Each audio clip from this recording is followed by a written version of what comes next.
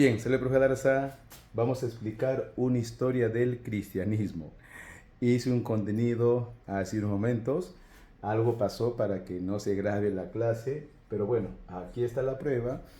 Y como quiero que ustedes sepan una historia del cristianismo, voy a explicar lo que ya expliqué antes, pero que no quedó grabado por algún motivo. Pero vamos a igual grabar. Explicaba que en la línea del tiempo es curioso saber que cuando Jesús nació en la base cero, para nosotros, que es calendario cristiano, en Roma era el año 753, después de la fundación de Roma. Usted dirá, ¿por qué? Por una sencilla razón.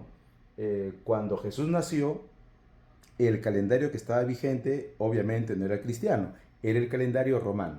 Y una vez más, Roma nació en el año 753, después de la fundación de Roma, lo que para nosotros es la base cero. Ese dato me interesa.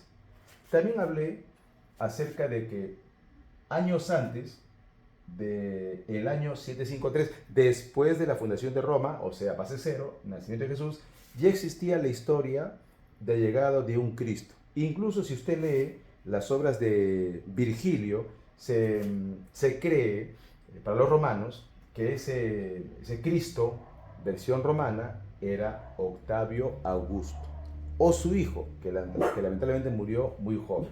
Entonces incluso se habla de muchos Cristos en esa época. Bien, cuando Jesús vino al mundo, gobernaba Octavio Augusto, el primer emperador. Gobernaba Octavio Augusto. Bien, Jesús nace pues en Palestina. Mencionaba que Palestina significaba, según los romanos, pueblo pálido.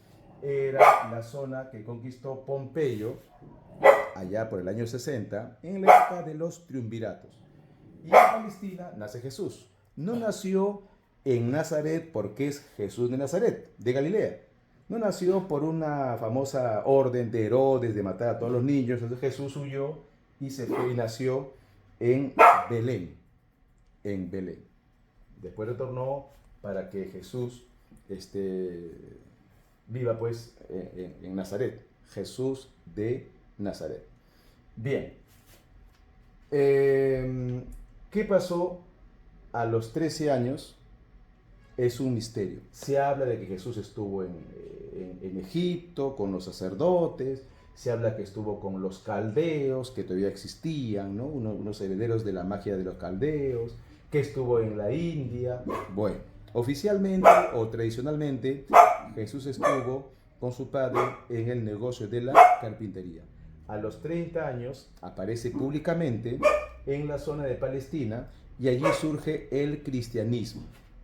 El famoso cristianismo llamado primitivo, donde Jesús con los 12 apóstoles comienza a hablar de sus evangelios, las buenas nuevas. De los 12 apóstoles, los dos que van a trascender más es Pedro y Pablo. Ahora, ni Pedro se llamaba Pedro, ni Pablo Pablo. Pedro era Simón, pero Jesús le puso Pedro porque tenía que ser fuerte, recio, duro. Y Pablo era Saulo, Saulo de Tarso. También en el contenido anterior que nos ha grabado, Tarso decía que era la nueva Atenas.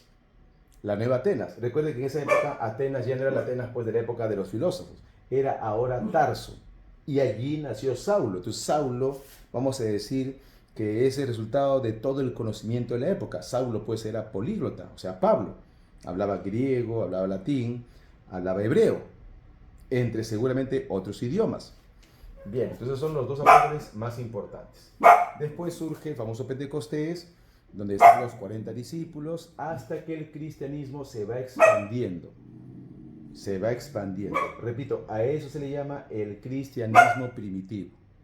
Los libros donde usted puede encontrar más información, lamentablemente, no todo está en la Biblia, porque la Biblia termina en Hechos de los Apóstoles. Pero hay un libro llamado Acta de los Apóstoles, que luego les contaré por qué ese libro no es tomado en cuenta. Bien, ¿qué pasó después? El cristianismo comienza a desarrollarse, pero en Oriente, y a eso se le llaman los católicos ortodoxos. Los católicos ortodoxos. Aquí están los primeros cristianos llamados primitivos. los católicos ortodoxos.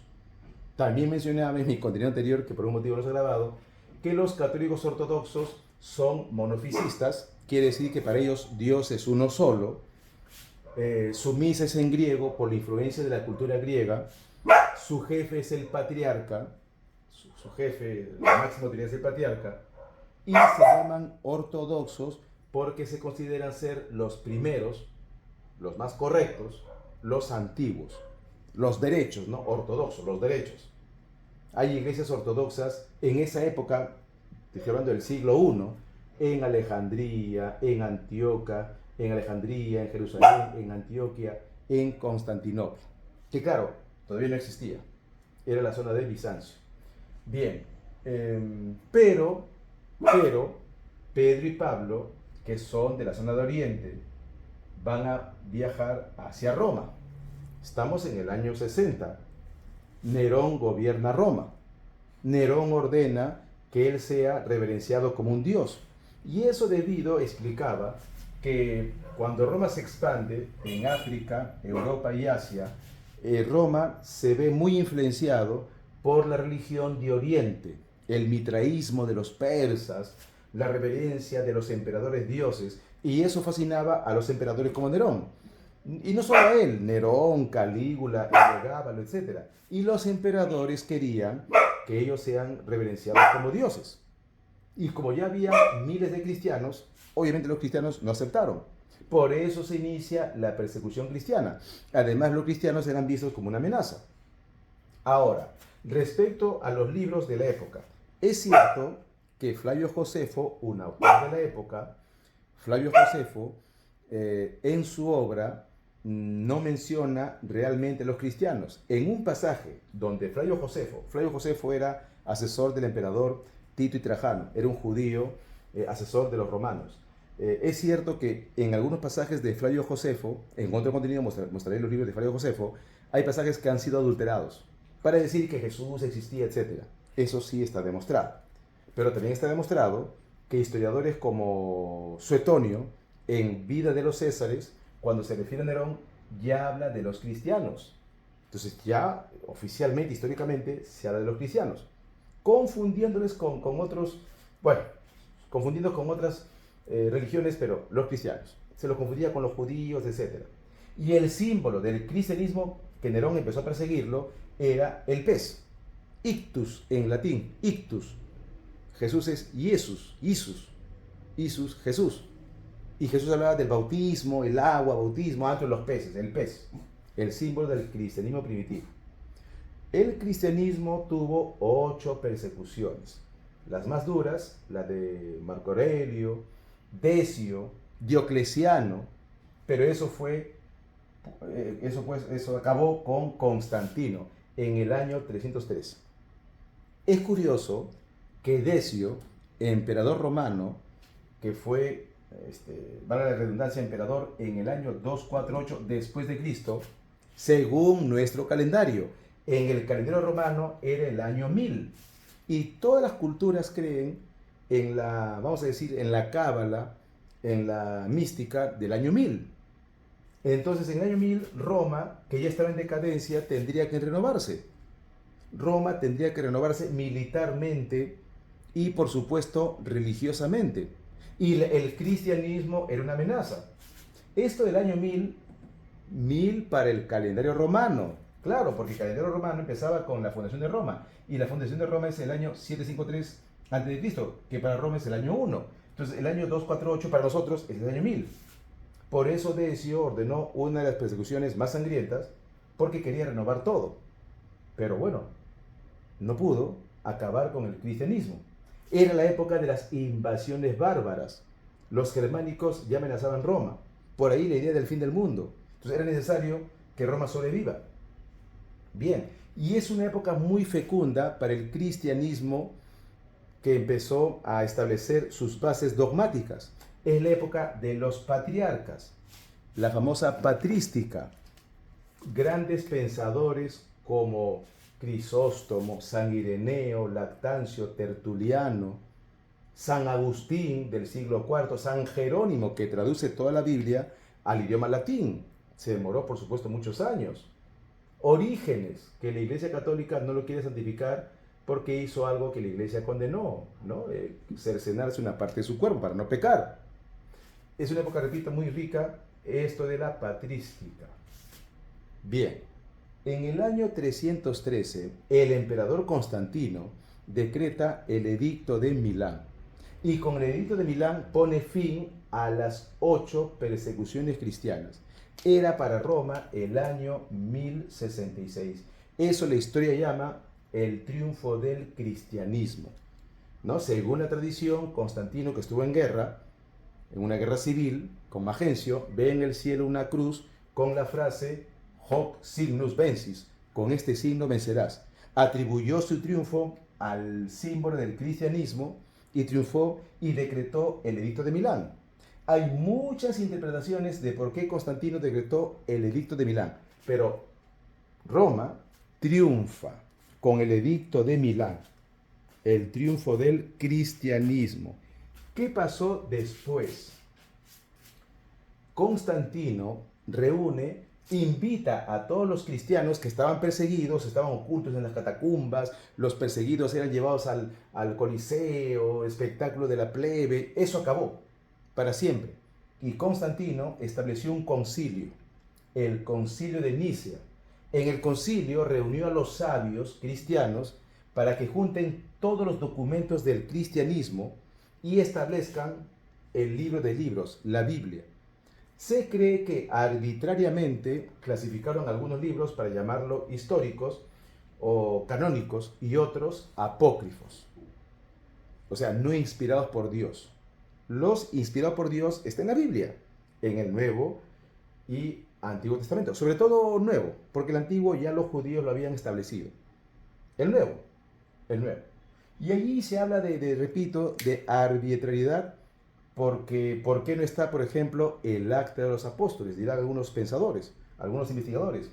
¿Por qué no está el famoso libro de Judas, que habla de que Jesús estuvo con María Magdalena y hay una descendencia? Controvertido. El libro de Timoteo, etc. Bueno, esos libros la iglesia lo considera apócrifos, porque fue encontrado en épocas posteriores y encontrado, vamos a decir, de manera sospechosa, ¿no? En lugares de anticuarios, etc., de antigüedades. Bien, en el año 313 de Constantino, Pedro y Pablo, en el año 313, de cuando Constantino decretó el Edicto de Milán, Pedro y Pablo ya habían muerto hace mucho tiempo atrás. Pero fue encontrado en el 313 el cuerpo de Pedro, enterrado boca abajo. El cuerpo de Pedro fue enterrado boca abajo. Y Jesús le dijo a Pedro, Pedro, tú serás la piedra de mi iglesia. Pedro, Petrus, piedra, porque el nombre era Simón. Entonces, como se encontró la tumba de Pedro en Roma, los cristianos de esta zona, los de Occidente, dijeron que aquí debía estar la iglesia principal. Y así se va formando la Iglesia Católica, Apostólica y Romana, donde su máxima autoridad es el Papa. Tema que la Iglesia Ortodoxa, donde están los primeros cristianos, van a rechazar. Y esto vamos a decir que esta tensión aumenta cuando en el año 380 el emperador Teodosio, al ver que Roma era muy grande, lo divide en dos, Roma de Oriente y Roma de Occidente. Entonces las dos iglesias que ya existían van tomando más forma y se van apartando. Bizancio, con su capital Constantinopla, el Imperio Romano de Oriente, va a adoptar el cristianismo católico ortodoxo, o simplemente la Iglesia Católica Ortodoxa. Y recuerden que ortodoxo significa lo primero, lo correcto, lo antiguo, lo derecho. Donde la máxima autoridad no es el Papa, es el Patriarca. Donde la Biblia no es en latín, es en griego. Donde el cura se puede casar. Total, si Pedro era casado, dicen ellos. Y Dios es uno solo, no son tres. Y algunas cosas más. En cambio, la otra iglesia, las iglesias que van a surgir en Occidente, será llamado católico, apostólico y romano, donde la máxima autoridad es el Papa, donde la misa es en latín, perdón, donde Pedro es el primer Papa, y donde Dios es la Santísima Trinidad. Aquí es monofisismo. En todo este periodo de confusión surge una tercera religión, que será condenado como herejía, el arrianismo. Arrianismo porque un famoso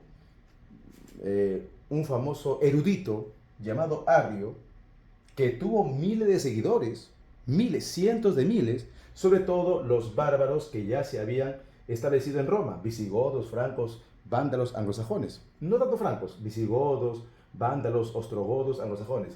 El arrianismo creía todo lo que creían los católicos, tanto ortodoxos como romanos, pero negaba la sustancia, vamos a decir, celestial de Jesús. Los arrianos no aceptaban que Jesús resucitó. Aceptaban todo lo demás, que es hijo de Dios, etc.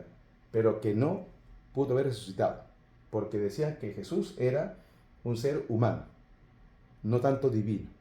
Fue condenado en los concilios y el arrianismo, que parecía competir y considerarse una tercera religión cristiana, desapareció. Así se va formando el cristianismo. Cae Roma en el año 476, la iglesia toma el poder, el papa toma el poder y el mundo se vuelve cristiano, católico, apostólico y romano, salvo la parte de Oriente, que se vuelve ortodoxo. La parte de Oriente que se vuelve ortodoxo. Entonces, una cosa es hablar de la iglesia ortodoxa, que hoy en la actualidad se encuentran representados por estos países: Bulgaria, Checoslovaquia, Rumanía, Hungría, Serbia, Bosnia, Rusia, Moscú, y las iglesias de esta zona. En cambio, normalmente los católicos en la Edad Media estaban en toda Europa. En toda Europa. Entonces, una cosa es el católico apostólico romano, otra cosa es el católico ortodoxo. Ahora, en el siglo XI, en plena Edad Media, el patriarca de Bizancio, un tal Miguel Celulario, le envió una carta al Papa. Gobernaba un tal Gregorio. Perdón, era Papa un tal Gregorio. No se puede decir gobernaba. Era Papa Gregorio. ¿Y qué pasó? Que la Iglesia Ortodoxa no acepta que la Iglesia Católica, que el Papa Gregorio, diga que Dios es tres en uno, y menos esta frase que terminó en rompimiento. Eso se llama cisma de Oriente. La frase, que está mal traducida según los ortodoxos, era: y bauticen en el nombre del Padre, del Hijo y Espíritu Santo, Trinidad. Los ortodoxos señalan que no, que debería ser traducido en: y bauticen en el nombre del Padre, del cual procede el Hijo. La famosa expresión filioque, ahí está, la expresión filioque. Esa expresión en griego, filioque, lo mal tradujeron los católicos, apostólicos y romanos. Y eso causó el rompimiento, el cisma de Oriente, que no debe confundir con el cisma de Occidente, que en otra ocasión les mencionaré. Bien, así entonces quedó definido dos religiones: católicos ortodoxos y católicos, apostólicos y romanos. Pero aquí no termina la historia. Cuando termina la Edad Media, en 1453, con la toma de Constantinopla, pasan los años y en el siglo XVI un monje agustino llamado Martín Lutero se obsesiona con la idea de que si la fe o la obra es lo más importante.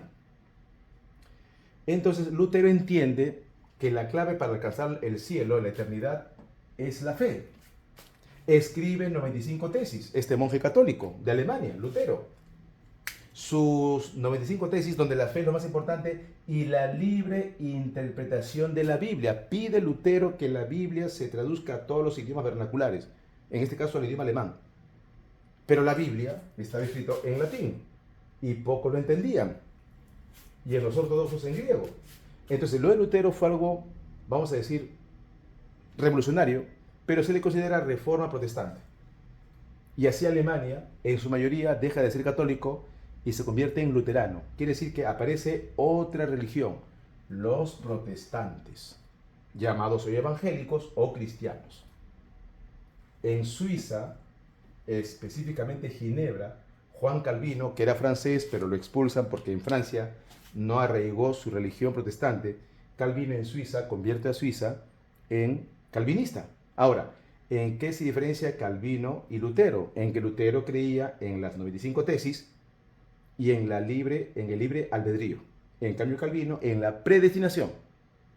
Inglaterra se unió a esta reforma protestante y con el rey Enrique VIII y el acta de supremacía, Inglaterra crea la Iglesia Anglicana.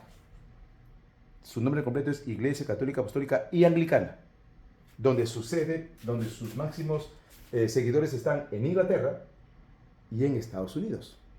Estados Unidos no tiene mayoría católico, es mayoría anglicano. Claro, también hay protestantes, calvinistas, hay cristianos, católicos, también judíos, entre otras religiones. Bien, eso da nacimiento a un tercer cristianismo. Quiere decir entonces que en la historia del cristianismo tenemos tres iglesias. Uno, los católicos, pero su nombre completo es católico, apostólico y romano. Máxima autoridad el Papa, actualmente Francisco I, católicos, apostólicos y romanos. Recuerden que la palabra católico significa universal. Y según la Iglesia Católica, Papa significa, en castellano, Pedro el apóstol, el pontificado acepta. Pedro, Petrum, apostoli, pontificius accepti. Bien. Su sede está en Roma y su máxima autoridad es el Papa Francisco I. Por primera vez en la historia, un Papa latino. Dos, la segunda iglesia es la iglesia ortodoxa. ¿Ya? Entonces se le llama católicos ortodoxos. Su sede principal está, su máxima autoridad es el patriarca. Su misa es en griego, es el patriarca. Su misa es en griego y sus máximas autoridades están en Moscú, el patriarcado de Moscú, uno de los más importantes. Pero hay el patriarcado de Alejandría, etc. Bien, y en Kiev también, en Ucrania, por ejemplo. Y el tercero es la iglesia protestante. La iglesia protestante, del cual usted debe principalmente diferenciar tres. La iglesia luterana en Alemania, principalmente, también en Dinamarca, Noruega, Suecia, Finlandia. La iglesia calvinista o presbiteriana, principalmente en Suiza, también hay en Francia, Inglaterra, Estados Unidos, con su predestinación. Y la iglesia anglicana, principalmente en Inglaterra y Estados Unidos. Allí el que dirige es el pastor o anciano. Y hoy lo conocemos principalmente como evangélicos o cristianos. Pero cristianos son todos.